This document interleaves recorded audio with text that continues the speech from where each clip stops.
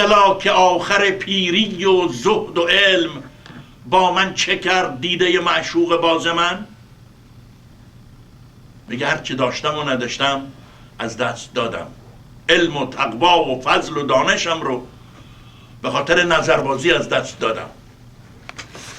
دیده معشوق باز من از من گرفت. خیال حوصله بحر میپزد، هیهات چه فتنه هاست، چه هاست در سر این قطره محالندیش. حوصله به معنی سنگدانه، سنگدان مرغ رو میگن، ولی معنی دیگرش ظرفیته.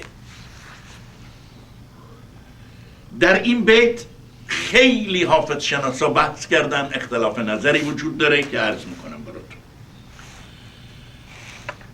تقریبا بیشترینشون این نظر رو قبول دارن که به این صورت باید خوند: خیال حوصله بحر میپزد، هیهات چه هاست در سر این قطره محالندیش.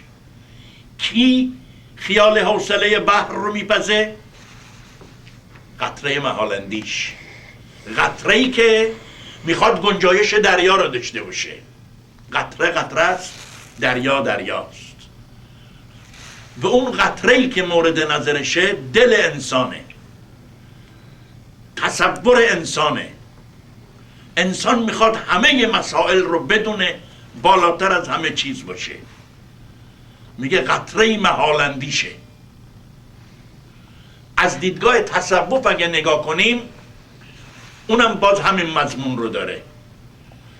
انسان قطره‌ای به دریای حقیقت میپیونده، ذره‌ای به خورشید میپیونده، موجی به اقیانوس میپیونده، روح کوچیکی به روح بزرگ میپیونده. از دیدگاه تصوف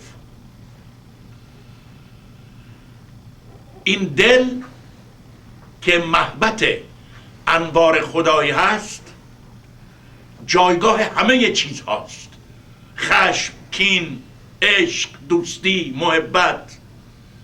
میگه این قطره است که میخواد گنجایش دریا رو داشته باشه. خیال حوصله بحر میپزد، هیهات چه هاست در سر این قطره محالندیش. عده کمی عقیده دارن که باید اینطور خوند: خیال حوصله بحر میپزد، هیهات چه هاست در سر این قطره محالندیش. اگر بخونیم خیال حوصله بحر میپزد، فاعل جمله میشه خیال. تصور همه چی براش عادیه، مشکلی نیست. انسان میتونه تصور کنه که در عرش داره راه میره، خیال میکنه دیگه، ولی واقعیت که نداره. ولی اگر همون جوری که اکثریت قبول دارن بخونیم خیال حوصله بحر میپزد، اونجا قطره محالندیش دل انسانه که با تمام قوانین تصوف و شرعی و عرفی تطابق داره، به مطابقت میکنه. اگه در این